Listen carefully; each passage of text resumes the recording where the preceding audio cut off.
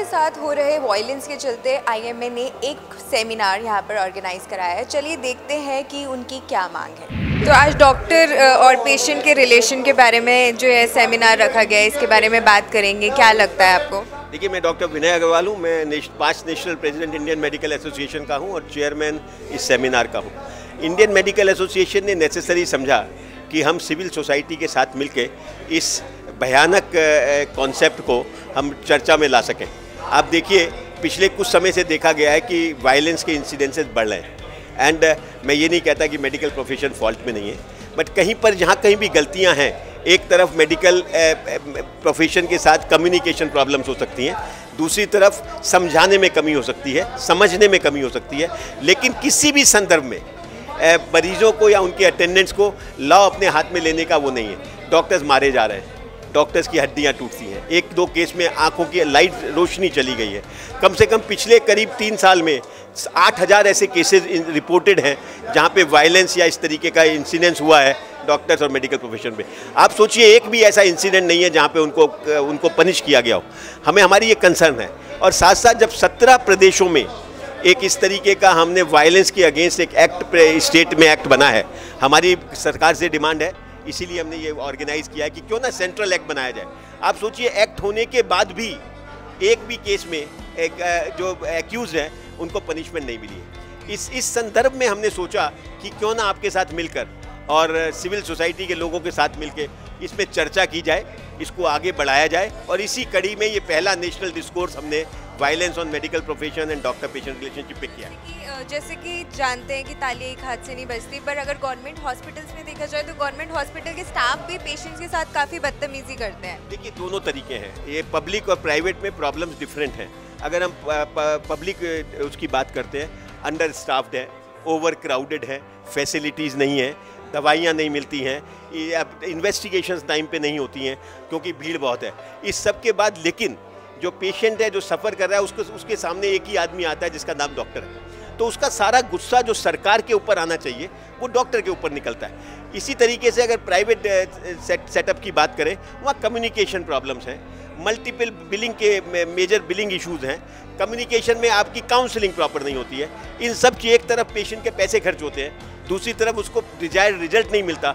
इन सब चीज़ें सब अलग अलग इश्यूज़ हैं। तो मैं सोचता हूँ किसी भी तरीके के सर्कमस्टांसेस अलग है, प्रॉब्लम्स अलग हैं, लेकिन रिजल्ट एक ही है कि डॉक्टर को मारा जाए। और इस संदर्भ में इस कड़ी को हमने आगे बढ़ाया है कि हम हर तरीके के लोगों से बात करेंगे। हम कोई वायलेंस अपने हाथ में नहीं ले रहे, हम एग्रेसिव नहीं हो रहे हैं, लेकिन हम अपनी जिम्मेदारी समझते हैं कि पब्लिक और सिविल सोसाइटी के लोगों के साथ मिलकर, कंधे से कंधा मिलकर इस प्रॉब्लम के सॉल्यूशंस को निकालें।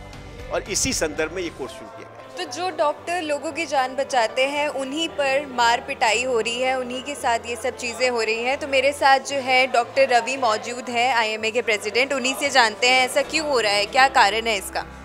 इसके कई सारे कारण हैं। हमारी मानना है कि जो डॉक्टर और पेशेंट के दरमियान एक पवित्र रिश्ता होता है, उसमें दरार पड़ रही है और ये दरार की कई वजह है। जैसे सही बताया अभी एलजी साहब ने कि पहले डॉक्टर भगवान था। आज भी डॉक्टर, जब पेशेंट को दर्द होता है तब भगवान होता है, 2-4 दिनों के बाद वो इंसान होता है, और जब बिल देता है तो हैवान हो जाता है और फिर वो हैवान को लोग पीटते हैं। तो ये नहीं होना चाहिए। हम भी, हमारे में भी सुधार करना चाहिए, कुछ नियमों में भी सुधार होना चाहिए, कुछ पेशेंटों का एजुकेशन भी होना चाहिए कि भाई हर मरीज़ बचाया नहीं जा सकता। ये मेडिकल साइंस कोई परफेक्ट साइंस नहीं है, ये कोई जादू की छड़ी नहीं है कि आप कोई सीरियस, कई सारे ऐसे मर्ज है जिसका आज तक के मेडिकल साइंस इलाज नहीं ढूंढ पाया है। तो हम भी चाहते हुए भी कुछ नहीं कर पाते। तो लेकिन ये पेशेंट को समझना चाहिए। आज पेशेंट को क्या लगता है कि साइंस इतना बढ़ गया है, कुछ गूगल से इन्फॉर्मेशन लेके आते हैं कि ये तो ऐसा हो गया था अमेरिका में, तो यहाँ क्यों नहीं हो रहा है। और दूसरी बात ये हो रही ना, हर लाइफ अभी प्रेशियस हो रहा है। जैसे बच्चा है छोटा सा, तो एक बच्चा, पहले 4-5 बच्चे थे, एक आध बच्चा है, जैसे मर भी गया तो कुछ नहीं होता था। अभी एक ही बेटा है, एक ही बेटी होती है, उसको कुछ थोड़ा भी हो जाए तो पेशेंट सहन नहीं करता। Patient has become impatient. तो मैं अगर बात करूँ तो ताली एक हाथ से नहीं बजती। तो कई बार देखा कि डॉक्टर भी मिसबिहेव करते हैं पेशेंट्स के साथ। डॉक्टर मिसबिहेव नहीं करते हैं, लेकिन ये बात ज़रूर है कि डॉक्टरों ने पेशेंट की मानसिकता को समझना चाहिए। अब देखो पेशेंट ये नाम जो है क्यों आया, वो पेशेंट ने भी पेशेंट रहना चाहिए, धीरज रखना चाहिए। और डॉक्टर का सही अगर मतलब देखा जाए, ये ग्रीक वर्ड है, डॉक्टर है कि जो चीज़ को डॉक्टर करता है। एक उदाहरण मैं दूं कि अलेक्जेंडर द ग्रेट बीमार हुआ था मलेरिया से, और उसके जो राज वैद्य थे, किसी ने उसको ट्रीटमेंट करने से, इलाज करने से मना कर दिया। उसने पूछा कि क्यों भाई, तो राज वैद्य ने जवाब दिया कि अगर मैं इलाज करूं और अगर आप मर गए तो आपके सैनिक मुझे मार डालेंगे, इसलिए मैं आपका इलाज नहीं करूंगा। तो अलेक्जेंडर द ग्रेट ने डिक्री निकाली कि अगर मेरे को कुछ भी हो जाए तो भी राज वैद्य को कोई हाथ नहीं लगाएगा। तब जाके राज वैद्य ने राजा का इलाज किया, राजा बचा।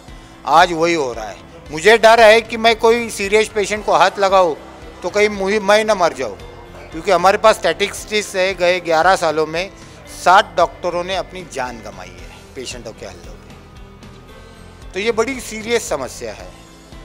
कुछ भी हो जाए, कोई भी वजह हो, हाथ ताली दो हाथ से नहीं बचती, ये सब बातें मंजूर है, लेकिन हाथ उठाना नहीं चाहिए। कोई भी चीज़ में आप गलती कर रहे हो, ये गलती करेंगे, बस वाला गलती करेंगे, आप मारोगे हर टाइम। पेशेंट ने गलती किया, कई बार ये देखा है कि हम पेशेंट को बोलते हैं कि यार तू अभी तंबाकू मत खा, फिर भी वो खाता है, वो कॉम्प्लिकेशन हो जाता है। डायबिटीज़ का मरीज़ चुपके से चोरी से जाके मीठा खा के आता है, शुगर बढ़ जाती है, फिर सीरियस होता है, क्या करेगा। दारू पी के मोटरसाइकिल चलाते बच्चे एक्सीडेंट होते, सीरियस हो जाता है, यंग बच्चा मर गया, 500 का मुआवजा जमा होता है, हॉस्पिटल तोड़ देता है। अरे गलती भाई तुम्हारे पेशेंट की है, तो वो दारू पी के मोटरसाइकिल चला रहा है, बिगर हेलमेट का मोटरसाइकिल चला रहा है, कई बार दूसरा ट्रक वाला उसको उड़ा दिया, उसको कुछ नहीं होता है। जहाँ पेशेंट लाता है वहाँ होता है, डॉक्टर की क्या गलती है। अगर लॉ की बात करें तो लॉ कितना सपोर्ट कर रही है? लॉ 17 राज्यों में लॉ बना है, और हमारी IMA की पुरजोर मांग है कि सेंट्रल एक्ट इसके लिए बने। हम ये भी मानते हैं कि लॉ बनने से समस्या हल नहीं होगी, लेकिन लॉ बनने से कुछ ना कुछ इस पर रोक आएगी। और मेरे ख्याल से मीडिया भी यही मांग कर रही है कि डॉक्टरों जैसा लॉ होना चाहिए। और ये सही है ना कि ये इंटॉलरेंस बढ़ रहा है, मीडिया को भी पीट रहे, पुलिसों को पीट रहे। एक ज़माने में वर्दी का बड़ा कदर किया जाता था, कोई हिम्मत नहीं करता था वर्दी पे हाथ डालने की, आज वर्दी पे हाथ डाल रहे, कहाँ जा रहे हैं अपनी सोसाइटी।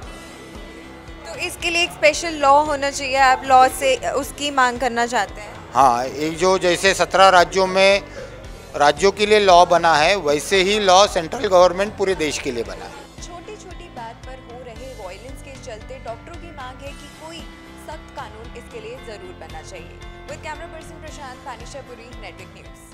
हमारे साथ जुड़े रहने के लिए हमारे YouTube चैनल को सब्सक्राइब करें, साथ ही बेल आइकन को दबाएं। नेटवर्क न्यूज की खबरें सबसे पहले देखने के लिए।